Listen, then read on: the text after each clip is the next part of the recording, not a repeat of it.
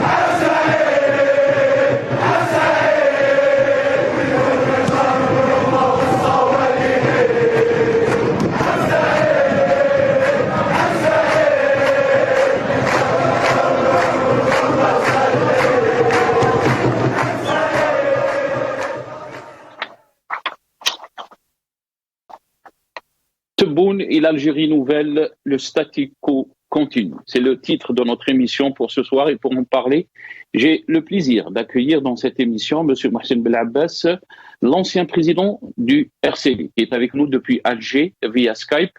Mohsen Belabès, bonsoir. Merci beaucoup d'avoir accepté l'invitation. Marhaba bik. Bonsoir et merci pour votre invitation. Merci beaucoup, Mohsen Belabès. On aura aussi le plaisir d'accueillir dans cette émission Dr Mohamed Khous, qui est militant politique, mais aussi professeur à l'université en biologie, qui est avec nous via Skype depuis Marseille. Docteur Mohamed Khous, bonsoir. Merci beaucoup d'avoir accepté l'invitation. Bonsoir et à mon tour de vous remercier pour votre invitation et de nous donner l'opportunité pour parler de ce sujet qui nous tient à cœur, à savoir l'Algérie. Merci beaucoup, docteur. Merci d'avoir accepté l'invitation. Je vais commencer cette émission avec vous, Monsieur Mohsen Belabbas. Tous mes meilleurs vœux pour cette nouvelle année à vous et à tous vos chers. Et donc, ma première question, comment peut-on qualifier la situation politique, Mohsen Belabbas? Je sais que vous suivez de près ce qui se passe en Algérie, malgré donc votre départ à la tête du parti du RCD. Comment peut-on qualifier la situation politique en Algérie? Mohsen Belabbas. D'abord, permettez-moi à mon tour de souhaiter les meilleurs vœux, une bonne année, une année heureuse à tout le peuple algérien. Malgré que nous vivons une situation très difficile maintenant depuis fin 2019 avec les arrestations à répétition des Algériens qui croupissent dans des paysans souvent en violation de la loi. Pour certains, c'est carrément des opérations de prise d'otages parce que les accusations ne sont pas fondées.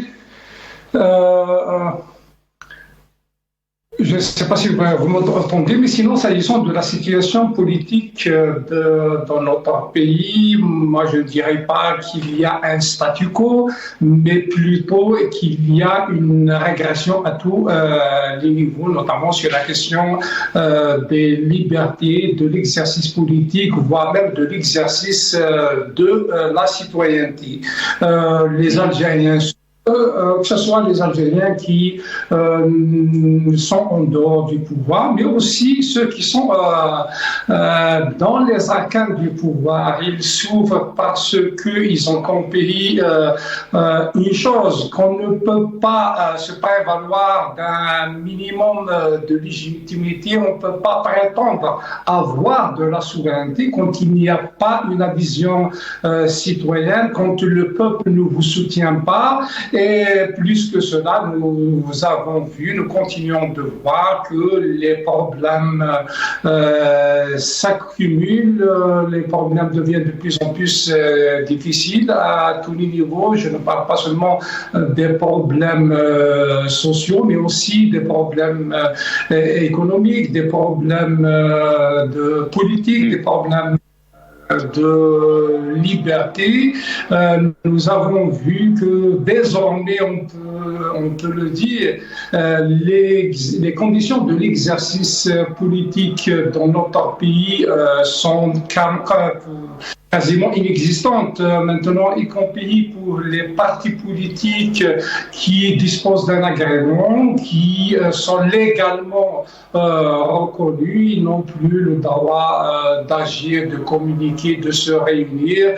Il n'y a que les partis politiques qui sont dans la même vision du pouvoir, pas parce qu'ils y par conviction, mais c'est une forme de soumission à une vision qui n'est pas une vision. Donc ces partis politiques arrivent quand même à avoir, quand ils demandent à se réunir ou bien à passer sur un certain nombre de chaînes de télévision, avoir des autorisations. En tout cas, les horizons, ils sont bouchés pour tous les Algériens. Très bien. On va y revenir bien sûr sur plusieurs questions, Mohsen Belabbas, mais aussi sur les perspectives de cette année 2023.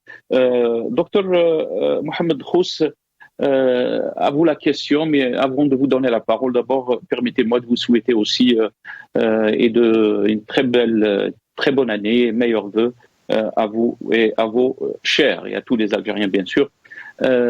Comment peut-on qualifier la situation politique, docteur Khous, surtout 3 ans après avoir affronté un soulèvement populaire, historique, pacifique?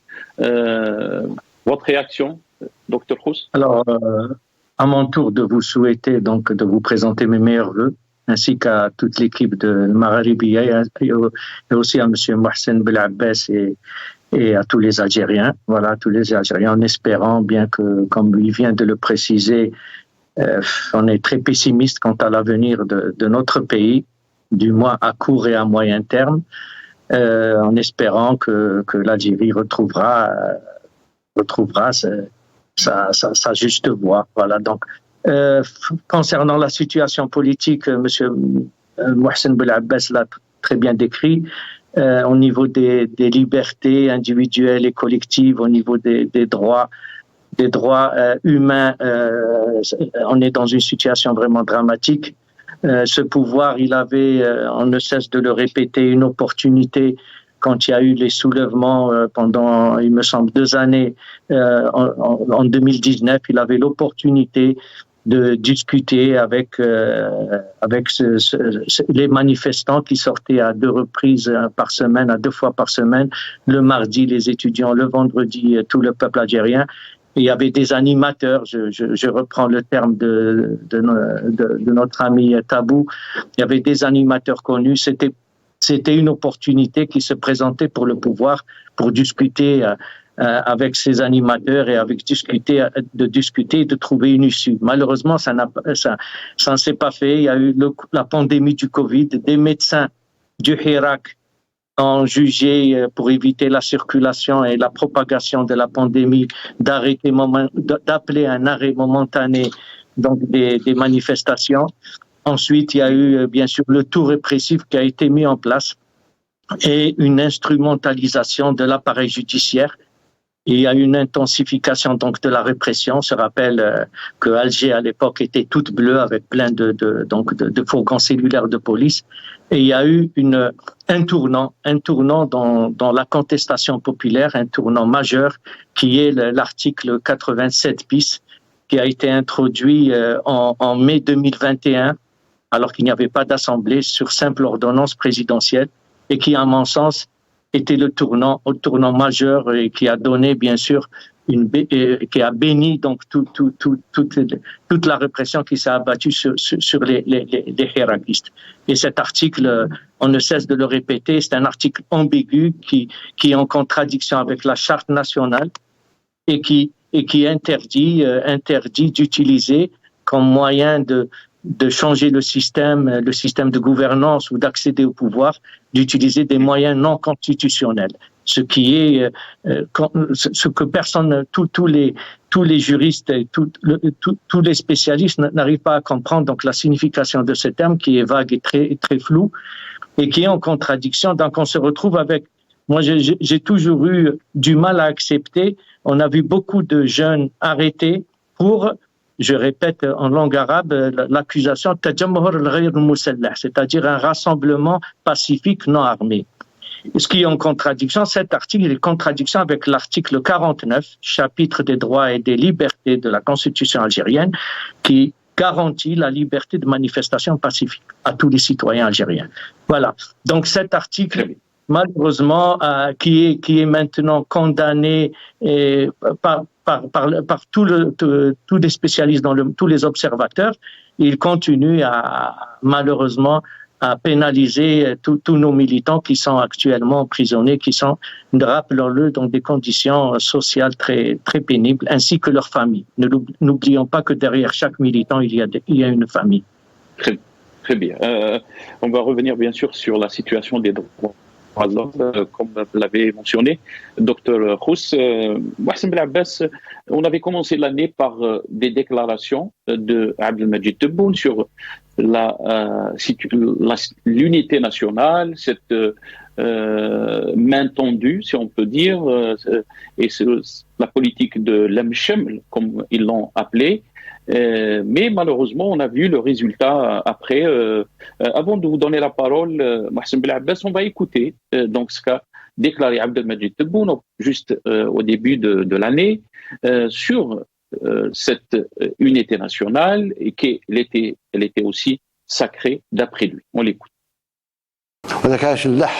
على الوحدة الوطنية ثم الوحدة الوطنية ثم الوحدة الوطنية، واللي يمس الوحدة الوطنية نستعمل معاه كل وسائل يخلصها غالية، ولو راه يهدر من بعيد شراك الفم من بعيد، يجي الوقت وين يخلص. الوحدة الوطنية شيء مقدس، 1,500,000 شهيد استشهدوا على الوحدة الوطنية.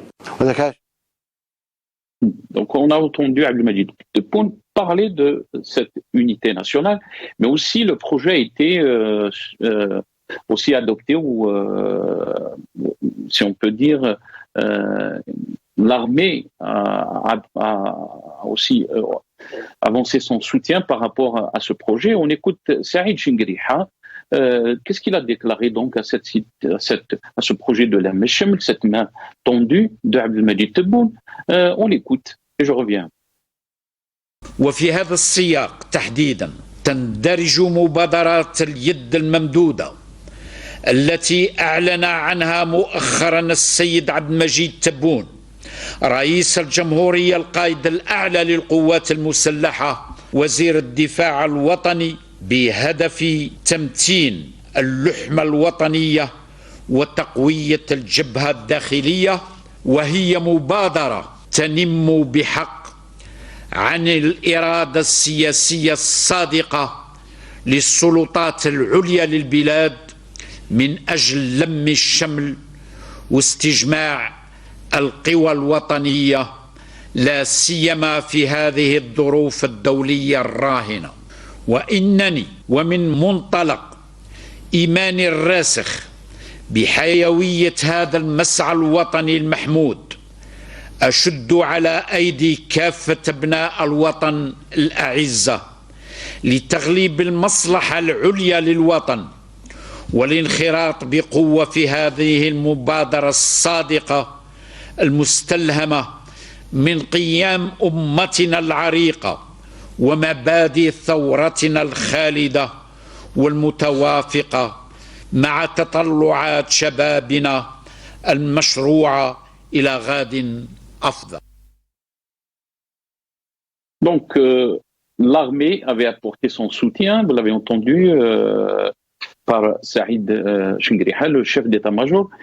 Mohsen Belabbas, il y avait un peu même des rencontres avec des chefs de parti. Ils ont parlé de cette ouverture, ou un apaisement, si on peut l'appeler ainsi. Mais on a vu tout à fait le contraire qui s'est déroulé. Comment peut-on lire ces déclarations, d'après vous, qui étaient faites par Abdelmadjid Tebboune et aussi soutenues par l'armée? En tout cas, de mon point de vue, ce qu'ils appellent l'initiative Ta'allem Sheml, il n'a jamais été dirigé en direction des acteurs politiques qui ont créé l'événement depuis le 22 février 2019. Ils étaient plutôt en train d'envoyer des messages à des éléments du système qu'ils jugeaient qu'ils étaient un petit peu en retard. Il faut rappeler que c'était le premier promoteur politique de l'idée, comme ils l'ont appelé à l'époque, le front intérieur, la construction du front intérieur, c'était Aïdani en 2017-2018. Donc, c'est des éléments de langage que nous avions l'habitude d'entendre de la bouche d'un certain nombre d'acteurs qui, pour l'essentiel aujourd'hui, sont en prison. On a entendu Yahya utiliser ces éléments de langage, on a entendu Abdelaziz Bouteflika utiliser ces éléments de langage, Saïdani ou Abbas, etc. Donc, de ce point de vue, en termes d'éléments de langage, le pouvoir algérien n'a pas évolué du tout. Mais en fait, l'idée pour lui, c'est de faire peur au peuple algérien. C'est comme s'il y avait une menace quant à l'unité nationale autre que celle qui est venue de la SABA. On sait tous que c'est le peuple algérien, quand il est sorti le 22 février, qui a sauvé l'Algérie. Parce qu'effectivement, durant le règne de la SAFA, notamment durant les 5 dernières années, il y avait une menace sérieuse du fait de la dilapidation des deniers de l'État, voire de la privatisation de l'État. Le pouvoir n'a pas compris que effectivement il peut gagner une année, 2 années, 5 ans, 10 ans, 10 années. Ça a été fait par le passé par d'autres dirigeants issus du même système. Mais les problèmes des Algériens n'ont pas été réglés. Ils ne vont pas être réglés de cette manière. Moi, j'ai toujours dit que le problème en Algérie, il est dans les faux départs. Tous les faux départs qu'a connu l'Algérie se ressemblent. On commençait par celui de 62, celui de 65, celui de 79, celui de 89, etc., etc. On peut multiplier les exemples. Le pouvoir a toujours refusé de dialoguer avec des acteurs politiques, les acteurs politiques du moment, voire il les a réprimés. Le meilleur exemple, c'est ce que nous sommes en train de vivre depuis un certain nombre d'années maintenant, au minimum depuis début 2020. C'est ce que nous avions vu en 62, au lendemain de l'indépendance. Les sommités politiques, les acteurs politique de la révolution, donc je peux en citer Hossein Ahmed, Youssef Ben Khedda, Khidar, Boudiaf, Farhat Abbas, etc. C'était pas n'importe qui. Ces gens-là, c'est eux qui étaient en charge du gouvernement provisoire. C'est eux qui étaient derrière les négociations des accords d'Évian. C'est eux qui ont géré la révolution du point de vue politique. Mais tous ces acteurs, malgré la renommée dont ils disposaient au lendemain de l'indépendance, malgré leur intelligence politique, leur expérience militante, ils se sont retrouvés, pour certains en prison, pour d'autres exilés, pour un certain nombre parmi eux exécutés, comme c'est le cas de Kim Belkacem. Donc ce n'est pas nouveau. C'est ce que vivent des acteurs politiques algériens de l'opposition actuellement. Depuis août, il n'y a plus d'exécution et c'est tant mieux. Mais les emprisonnements, ils sont là, la répression, elle est là, d'où la difficulté. Le peuple algérien a fait le choix, en réalité, c'est un choix qu'il a fait au lendemain de l'indépendance, et ça continue pour l'essentiel des acteurs politiques de l'opposition. Ils prennent Selmia, c'est-à-dire comme moyen d'action. Et pourtant, Mohsen Belabès. Désolé, je vous ai coupé la parole, Mohsen Belabès. Et pourtant, dans un interview avec le journal Le Figaro, bien sûr, on va y revenir dans les autres émissions par rapport à cette interview qui a été accordée au journal Le Figaro. Abdelmadjid Tebboune, dans une question qui a été posée par le journaliste du Figaro en 2019, le peuple algérien est sorti dans les rues pour réclamer du changement.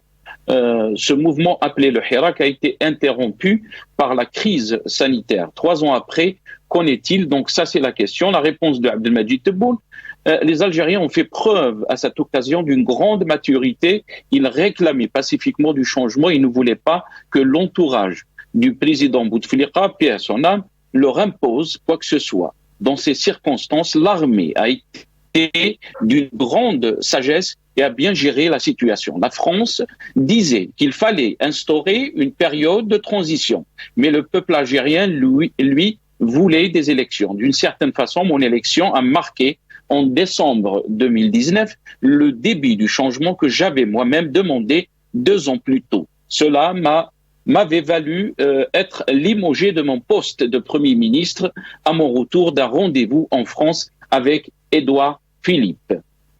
Quelle est votre lecture, Mohsen Belabès, par rapport à la réponse de Abdelmadjid Tebboune?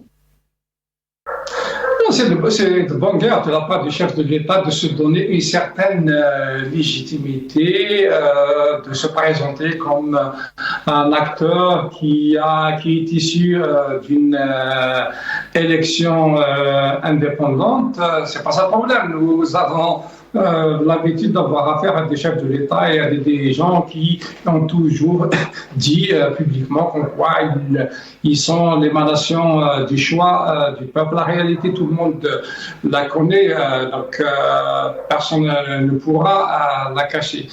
Mais dans les éléments de langage, on peut comprendre le logiciel avec lequel ils fonctionnent, les Algériens, quand ils sont sortis en février 2019, c'était pas pour réclamer quoi que ce soit.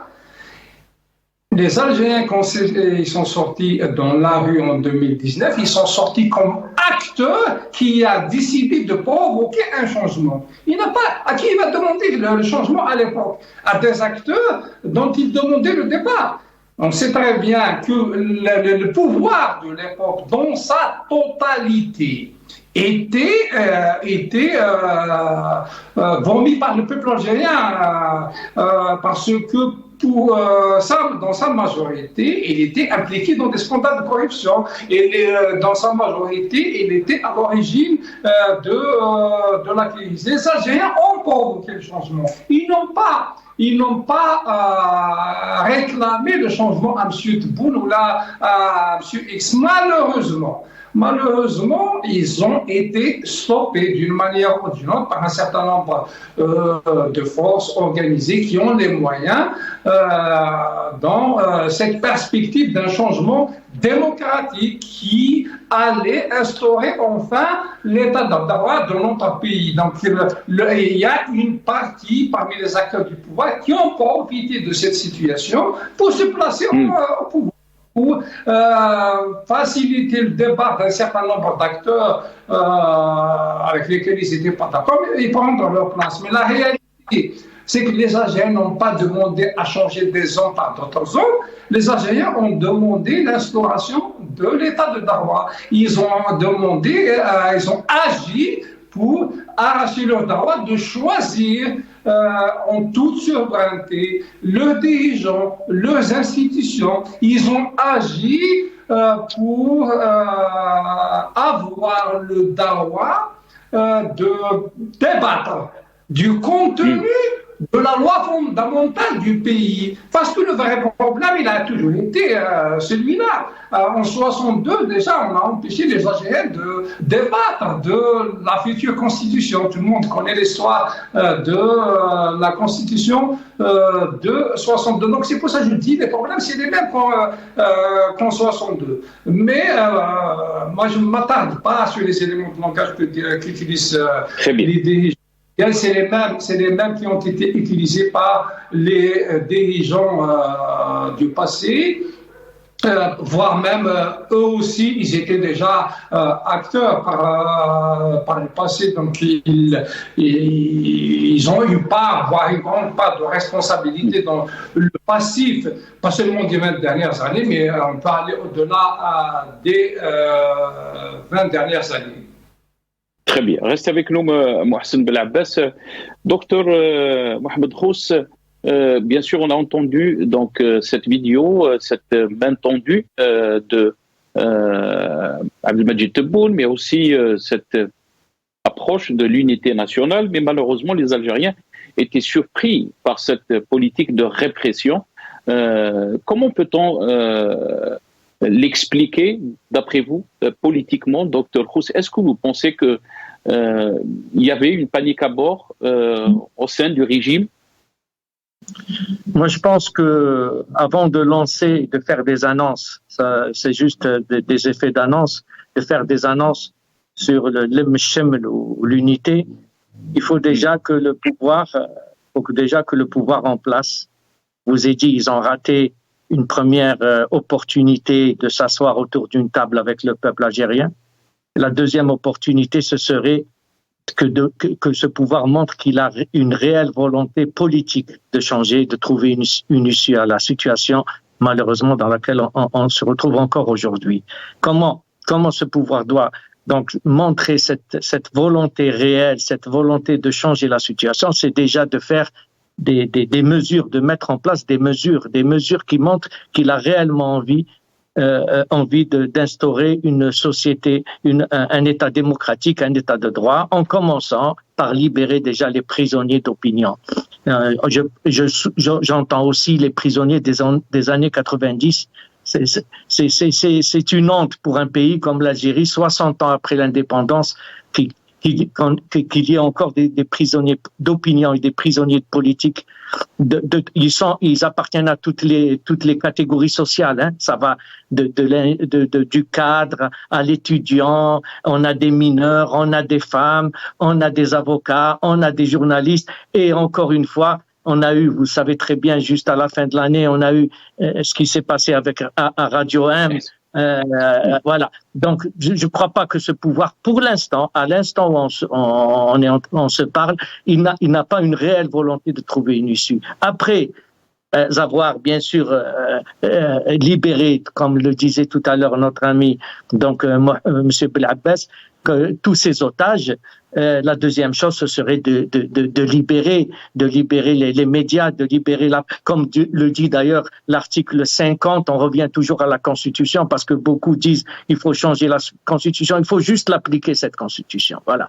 Donc permettre la liberté de la presse écrite, de l'audiovisuel, et elle est garantie par cette Constitution, chose qui n'a jamais été mise en place.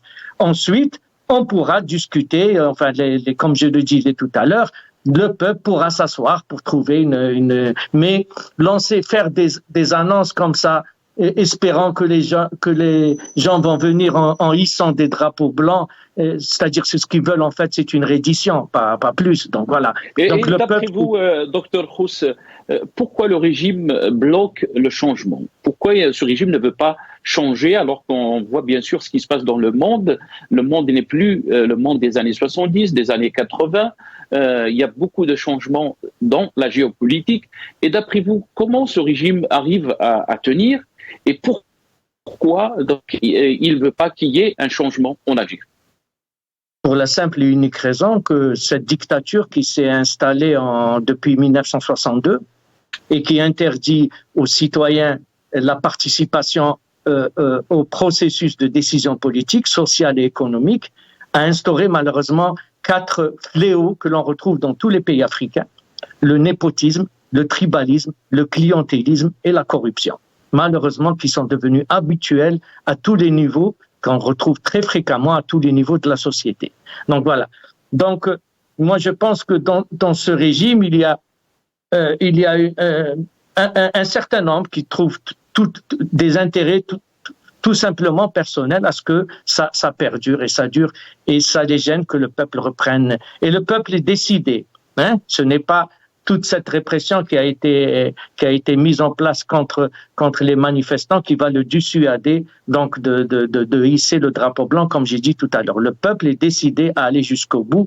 Je pense que on a eu beaucoup d'opportunités de 62 à aujourd'hui, et la plus importante, c'est février 2019, où le peuple et la révolution est encore là, malgré la répression, malgré les arrestations. Il faut pas oublier qu'on a pratiquement, je lisais des chiffres, on les a pas, malheureusement, ils sont approximatifs, mais on a pratiquement 15 000 personnes qui sont passées par la case prison. Certains, ils sont dénombrés autour de 300. D'autres sont sous contrôle judiciaire et ils continuent à subir donc un harcèlement et une répression des plus féroces, eux et leurs familles. Voilà. Très bien. Mohsen Belabbès, Dr Khous est en train de dire que le Hirak ou la révolution est toujours là, malgré la répression. On est à 2 mois, bien sûr, de la 4e année depuis le début donc, du Hirak. Est-ce que vous pensez que la révolution est toujours là? Mais bien sûr, c'est la répression en elle-même qui confirme que le Hirak est toujours là. s'il n'y avait pas encore le Hirak, s'il n'y avait pas encore une majorité d'Algériens qui, d'une manière ou d'une autre, continuent de croire en l'importance de l'engagement politique et citoyen pour l'avènement de l'État de Tawa, le problème ne serait pas posé. Il y a des arrestations chaque semaine, il y a des condamnations chaque semaine, justement parce que le pouvoir sait qu'il y a une majorité d'Algériens qui n'adhèrent pas à leur démarche, en tout cas au minimum qui refusent de se soumettre durant cette situation. Maintenant, le Hirak, ce n'est plus le Hirak de 2019. Donc, d'après vous, Mohsen Belabbas, d'après vous, donc tout ce qu'on voit comme répression, donc c'est une preuve que ce régime panique par rapport au retour d'un éventuel retour du Hirak? Mais pas seulement un éventuel retour du Hirak. En réalité, il y a un manque d'assurance chez les dirigeants actuels. Ils ne sont pas sûrs de leur pouvoir, de leur politique, de leur stratégie, de leurs hommes. Parce qu'un pouvoir, quand il est sûr de ce qu'il fait, nous avons vécu quand même l'ère d'Abdelaziz Bouteflika pendant 20 ans. Il n'a pas été jusqu'à recourir à la fermeture des médias, la répression des acteurs politiques, la répression des journalistes, l'emprisonnement des journalistes. C'est parce qu'ils sentent qu'il y a un manque de légitimité, mais surtout un manque de compétences et d'assurance dans leur rang qu'ils continuent de réprimer. Parce que la répression, la violence, c'est un signe de faiblesse. De la part du pouvoir. Je parle de la répression et de la violence qui est dirigée contre des acteurs politiques et sociaux pacifiques, contre des citoyens lambda.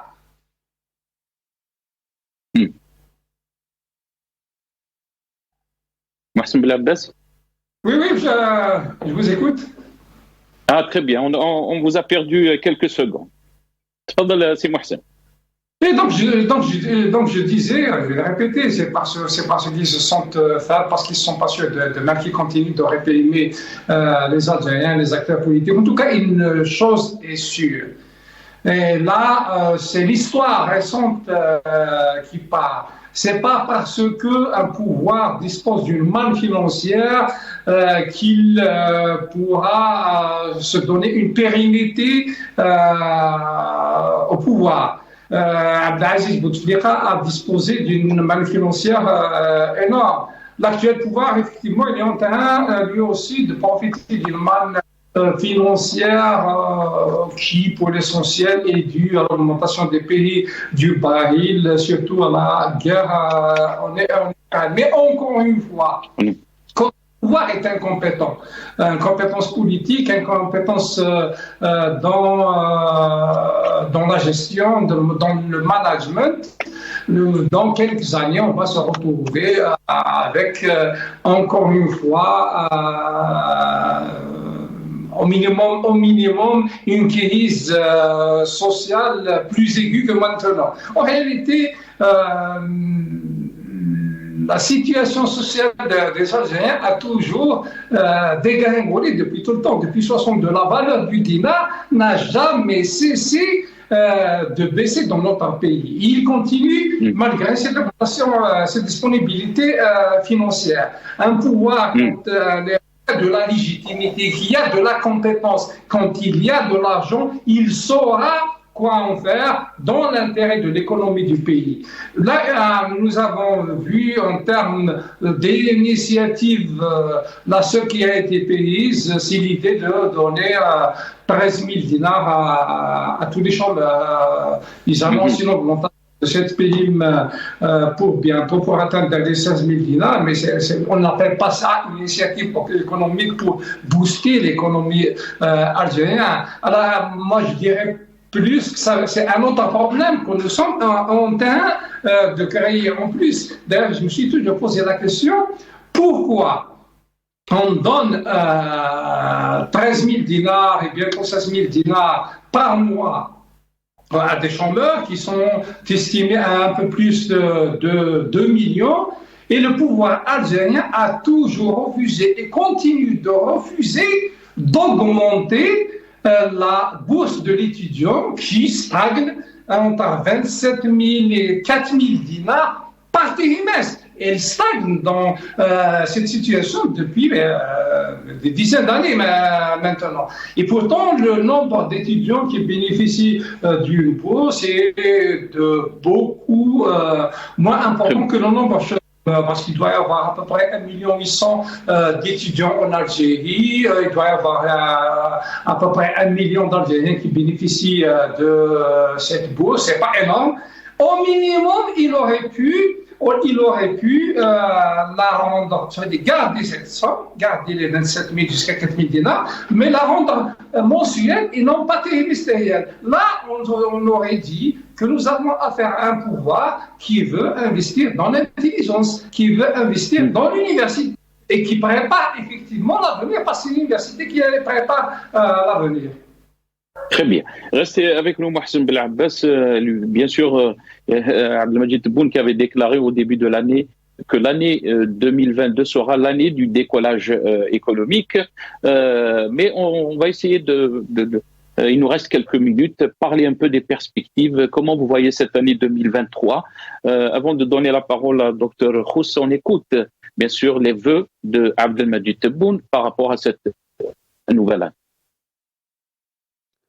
يسعدني ونحن نودع سنة 2022 بما حملته من أحداث وقرارات من مؤشرات إيجابية وتحسين الأوضاع الاجتماعية والاقتصادية وبعزيمة كل الجزائريات والجزائريين. وها هو يحل علينا عام جديد نتمناه أفضل من العام الذي مضى من كل الجوانب، وأن تتجسد فيه أماني الشعب الجزائري برمته ومواصلة التغيير نحو الأفضل، وأن تكون سنة 2023 أيضا سنة تتسارع فيها الاستثمارات وتتراكم فيها الخيرات، وأن ترتقي فيها بلادنا إلى مستوى أعلى. Docteur Khous, on voit M. Abdelmajid Tebboune très optimiste pour l'année 2023, alors que la situation, bien sûr, est tout à fait contraire, et la réalité tout à fait contraire pour les Algériens. Vous avez entendu Abdelmajid Tebboune, votre réaction, Docteur Khous ? Alors, moi, en fait, j'ai envie de dire que le peuple algérien, maintenant, il est en train de demander son droit de résister pacifiquement à l'oppression. Et c'est un droit constitutionnel, encore une fois, et qui est évoqué dans la Déclaration des droits de l'homme et du citoyen de 1789, qui dit d'ailleurs que c'est des droits naturels, inaliénables et sacrés. Donc voilà, donc la meilleure façon de notre attitude face donc malheureusement au chaos qui est en train de se profiler, j'espère pas à court terme en Algérie, c'est de poursuivre le combat, la lutte pour instaurer ce que vient de dire notre ami. Donc, mais comment poursuivre ce combat, Dr Khous ? Il y a aussi des questions par rapport au rôle de l'élite algérienne, qui n'a pas été à la hauteur des défis. Est-ce que vous partagez cet avis ? Non, moi je vais vous dire ce que je pense. Le Hirak algérien, de peur de ne pas me tromper, on a eu des manifestations pendant à peu près 2 ans en Algérie. Et beaucoup, c'est vrai, se plaignent que l'élite algérienne, toute spécialité confondue, que l'élite algérienne n'a pas été au rendez-vous, ce qui est entièrement faux. Moi, je pense que le Hirak a enfanté son élite. Et l'élite où elle est tout simplement certaine, elle est actuellement en prison, On a des étudiants, on a des avocats, on a des journalistes, on a des cadres d'entreprise, on a tout. Alors cette élite-là, elle est là. Et d'ailleurs, on commence à un peu respirer parce qu'on sent qu'elle commence à émerger. Et au niveau de la diaspora également, on a pas mal d'intellectuels qui commencent à... Maintenant, c'est vrai, quand on parle de l'élite, on pense à ceux qui sont sous les projecteurs sans citer de nom. C'est vrai qu'ils n'ont pas été au rendez-vous. Pire, certains ont été même contre le Hirak algérien. Il y a eu beaucoup d'écrits qui ont été faits à ce sujet. Mais moi, je pense pas que ça soit... Le Hirak algérien, c'est une école d'apprentissage parce qu'on nous a interdit de faire de la politique. On nous a interdit, d'ailleurs, il y a eu l'article 87 bis qui est l'exemple le plus typique, mais le Hirak a enfanté sa propre élite et maintenant elle commence à émerger, que ce soit au niveau de la diaspora ou que ce soit même en Algérie, malgré la répression qui est en train de s'abattre sur les militants. Voilà, moi je ne suis pas tout à fait d'accord avec ce constat qui est fait par certains de dire que le Hirak il avance sans élite, moi je ne pense pas que ce soit le cas. Très bien. Mohsen Belabès, ma dernière question, il me reste quelques minutes. Donc, est-ce que vous êtes optimiste de l'évolution des choses? Quelle perspective pour 2023, mais aussi le rôle de l'élite algérienne pour accompagner ce soulèvement pacifique historique? Mohsen Belabès. Moi, je suis optimiste, je resterai optimiste. Moi, je crois en la capacité du peuple algérien à provoquer le changement. C'est ce qui fait que, de façon cyclique, nous connaissons ce genre de révolution en Algérie depuis 1962. Malheureusement, nous n'avons pas encore abouti au résultat escompté. Mais moi, je dirais que c'est très difficile, c'est une réalité, on ne peut pas la nier. Même l'élite à laquelle on demande de faire un peu plus d'efforts, pas seulement l'élite politique, parce que l'élite politique, elle fait ce qu'elle peut dans ces conditions, mais l'élite universitaire aussi, parce que c'est elle qui, par sa réflexion, par ses publications, par ses contributions, pourra aider à mieux structurer le débat comme ça se fait partout dans le monde. Mais cette élite, elle aussi, n'a pas accès aux moyens médiatiques, voire même aux moyens d'édition. Vous savez, je viens d'entendre le petit speech du chef de l'État à l'occasion de la nouvelle. Celui que vous venez de projeter, c'est malheureux quand même qu'un chef de l'État ne profite pas de ce genre d'opportunité pour faire passer des messages fort, voire très fort en direction du peuple algérien. Il s'est limité à une forme d'autoflagellation sur ses supposées réalisations, alors que dans des pays qui se respectent, le bilan, s'il est positif ou négatif, il est débattu sur des plateaux de télévision, il est débattu à l'occasion de conférences, on y implique des spécialistes. Il n'y a pas de problème que les spécialistes organiques du pouvoir viennent défendre plus qu'il en faut le bilan du chef de l'État, mais il faudra qu'on donne la parole à un certain nombre de spécialistes et d'experts qui sont autonomes pour leur donner le point de vue. Tout cela, c'est dans l'intérêt du pays, pas pour réduire de l'importance ou pas de ce que fait le pouvoir actuel. Dans tous les cas, c'est visible à l'œil nu que le bilan est négatif. Ils sont contents parce qu'il y a des caisses qui sont en train de se remplir du fait de la guerre en Ukraine. Moi, je crois qu'il faudra continuer de se mobiliser, continuer de réfléchir, continuer de construire des passerelles, voire des ponts avec les différentes sensibilités. Moi, je suis convaincu que plus que jamais, les Algériens doivent se parler entre eux parce que nous avons en partage toute une nation. Très bien. Avec ça, Mohsen Belabès, merci beaucoup d'avoir participé dans cette émission. Merci. Monsieur Mohsen Belabbas, ancien président du RCD, qui est avec nous depuis Alger via Skype. Je remercie aussi Dr Mohamed Khous, militant politique, mais aussi professeur à l'université en biologie, qui est avec nous depuis Marseille via Skype. Merci à vous, chers téléspectateurs, d'avoir suivi cette émission. Je vous souhaite une très belle année, meilleurs vœux à tous les Algériennes et les Algériens. Et à